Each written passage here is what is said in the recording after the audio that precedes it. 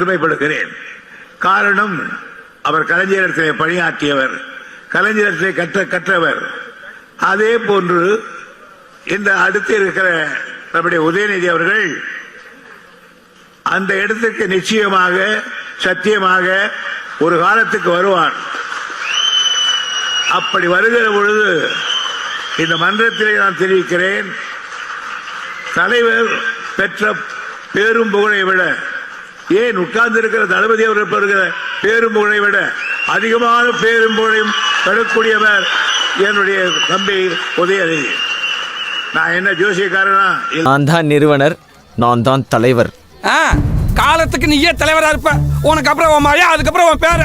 நாங்க தலைவர் ஆகவே கூடாது, கடைசி வரைக்கும் செயலாளர் வந்து செத்து போயிருந்து. நீ நாளைக்கு எங்களுக்கு இன்னொரு ஆசை இருக்கு, அது வரைக்கும் ஆண்டவன் எனக்கு உயிர் கொடுக்க போறது இல்ல. ஐயா உங்க வயசு வந்துட்டேன், மிஞ்சி போனா எவ்வளவு நாள் இருப்போம்னு தெரியாது. எனக்கு ஒரு ஆசை, ஐயா இன்ப ஐயாவையும் அடுத்து முதலமைச்சர் ஆக்கிட்டு காக்கணும்னு ஒரு ஆசை. அந்த குடும்பம் தவிர வேற யாரும் ஆக்கப்படாதீங்க, அந்த குடும்பம் தான் நமக்கு சரியா வரும்.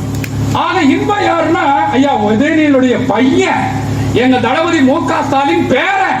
அவர் இந்த நாட்டுக்கு முதலமைச்சர் வருவார். எனக்கு ஒரு ஆசை எங்க ஐயா, எங்க சின்ன ஜமீன், எங்க ஐயா சின்னவர் வந்துட்டாங்க, அவங்கள முதலமைச்சரா நாங்க பார்க்க போறோம். ஆண்டவனுக்கு நல்ல ஆயில கொடுக்கணும், பெரியார் ஏன் செத்தாரு சீக்கிரமாங்கிறது நமக்கு தெரியுது, அண்ணாதுரை ஏன் செத்தாருன்னு தெரியுது.